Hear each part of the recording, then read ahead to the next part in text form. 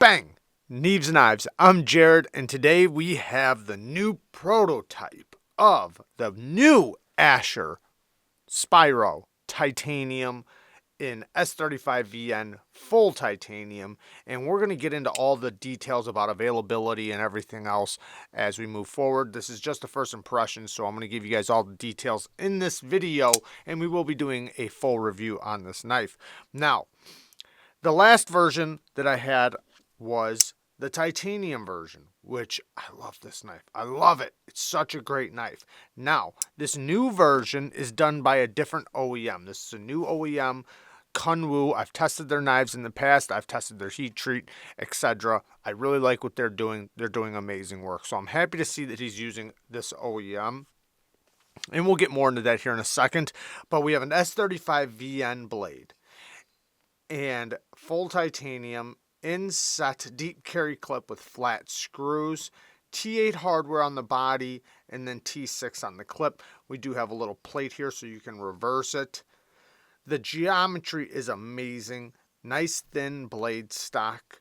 And it does get down to a nice thin edge, not like a ridiculously thin edge, but the geometry itself is very well done. It's nice and slim, and that's what you want, because it's not always about the thinness behind the edge. It's about the geometry of the blade. Does thinness behind the edge play a part? Yeah, of course, but you can have a knife that's 20 thousandths behind the edge cut better than a knife that's 10 thousandths behind the edge, just because the geometry of the whole blade is done better. And that's the way it is on this knife. Nice and thin blade stock. I think it's like 90 thousandths, but between 90 and 100 thousandths. Then we have a nice slow tapered flat grind down to the edge. And the edge, like I said, isn't extremely thin. I have not checked it yet. It feels around 18 thousandths, but give or take, I'm not positive. That's just the finger test. I love that he did this choil the way he did, because this is how you do a sharpening choil. Perfect sharpening choil. Now, the old one had a the edge went right to the plunge grind. Now, this wasn't too bad, but the edge was a little bit wonky, especially compared to this, and I'd prefer this way over this. Now, the plunge grind on this was okay because it went straight down to the edge. It didn't taper from the thickest part down slowly to the edge. It just went straight down to the edge, which is okay, but that tends to hit your stone when you're sharpening, especially if you want the edge to go all the way up to the plunge grind. Now, on this one, you're not going to have to worry about that at all. There's nothing in the way. The plunge grind is way back here. So you have a lot of steel to remove, and everything's out of the way for when you sharpen. Access to the lock bar is perfect. I love the access to the lock bar. It's very smooth on the drop. Now, this did come from Lefty EDC, and I believe he threw, or I know he threw, some Gillian bearings in there. The original bearings are smaller bearings, and I think it was a good idea that he threw the Gillians in there. I think possibly, I don't want to speak for him, but I think he threw it in there mostly for stability of the blade. Now, this is a nice thin blade, so I do get a little bit of flex, but having the pivot nice and stable with nice big bearings is a good idea. So hopefully Asher orders maybe a little bit bigger size bearings. I'm not sure, but either way, you can get your own bearings, whatever. But the Gillians that Lefty threw in there, I think possibly helped with a little bit of pivot stability. Anyways, but it is very smooth on the drop. The detent is perfect. Great access to the hole. Nice sound. And you can easily do it lefty. So, action is amazing. Now, the ergos are so good. So good. Now, this one's a little bit slimmer than the old one. And the old one was contoured around the edges. Now, if you look, not only is it a little bit thicker, but the edges are contoured. Now, on the new one, they're chamfered, which does give it a slimmer feel And I'm not saying one's better than the other. I'm just saying the differences. So this one does feel a little bit slimmer in the hand, and the clip is a little slimmer. So if you notice, the old clip was a little bit more robust. This one's a little bit slimmer, which I'm happy about. That's awesome.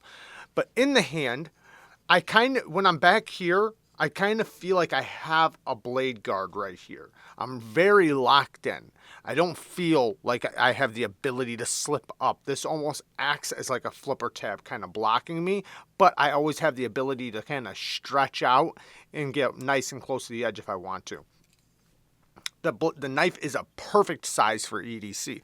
Not only is it a full-size knife for when you need to bear down, you really need to, to do some work, but you can easily take this and, and use it like a small knife for the finer details and pinch grips, because you can't really do pinch grips with big knives, So this is that perfect size where you can use it like a large knife and a small knife all in one.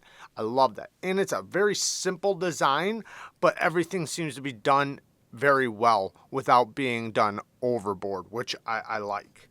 So the blade shape is perfect for just about everything. You can do utility cuts, you can do push cuts, you have a little bit of belly. And in a reverse grip, if you notice, it kind of goes like this a little bit. So that benefits you with cutting straps. So like I cut a lot of straps at work a day. So I know what's going to work and what's not going to work. And this, because the handle kind of canters down like that, it's not too much. It's just enough to where it's going to lay across the palm of your fingers and distribute pressure across your palm very nicely when you go to cut a strap. My hand right here fits nice and nestled right there nicely. And the blade, if you notice, it's facing towards me. It's not like this. Because when you get behind the strap and you go to pop a strap, if the blade isn't facing towards you to some degree, just a little bit, the straps want to slip out. They slip up and around the blade when you pull it. So in this case, it's going to get trapped and it's not going to be able to it's going to get snagged and cut basically.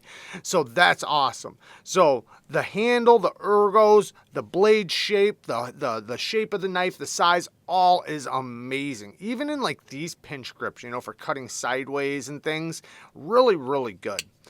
The fit and finish seems really nice. The hardware, obviously using a different OEM, the hardware is different and it looks like it's better quality. I much more prefer these flat screws than the button screws. So I'm really happy with that. Even as much as like the finish of the knife, I do like this finish. Don't get me wrong. Everything about this knife I loved. It's just different.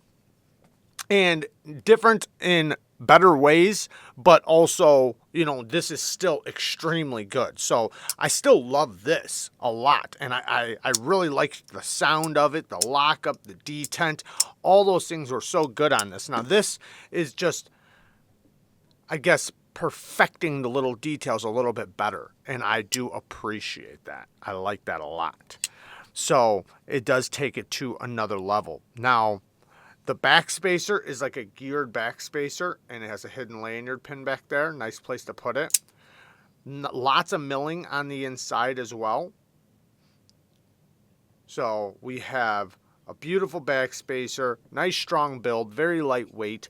Now, availability. When is this going to be available? So they're going to be finished with it mid-April, and they should be available at the beginning of May. Now, he's going to have, I'm not sure if they'll be available at the exact same time, but he has a micarta, he has a micarta version coming, not of the Spiro, but of the other one, of the Nomad. So he has a micarta Nomad coming, and then a carbon fiber Spiro. I'm not sure, but I know this one should be done at the middle of April, beginning of May. So we should be able to get them the beginning of May. Now, the other versions, I'm not sure like if they'll be available at the same time or after. However, this is the configuration I want. I love this right here. This is amazing. Not saying that the other ones won't be great, and a lot of people prefer liner locks over it. So, you'll have your options. especially, you know, considering that the Nomad will be a different one. And like I said, he's retiring the other version of this, and this is going to be the one going forward for the Spiro, the titanium Spiro. The sound, it has a really nice sound to it.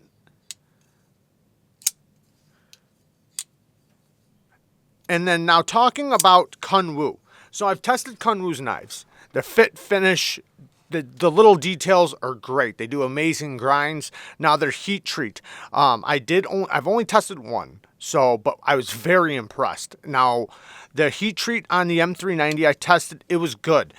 I'm not saying it felt like it had a super high HRC or anything, but it wasn't bad. At the very least, it felt good. It felt decent. It felt like it had a decent quality heat treat. It didn't feel like it was like a super high HRC, but it felt like they were doing a good job, which I'm happy to see.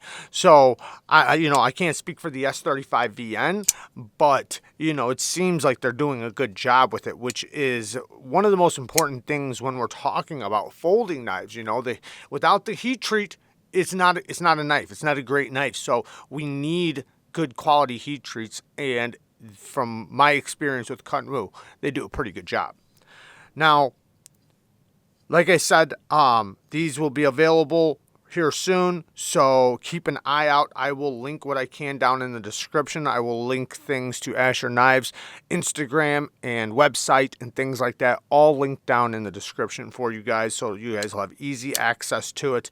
And just know these things are going to be coming very soon if you do want to get one, but just know that they are going to probably be over the $100 mark.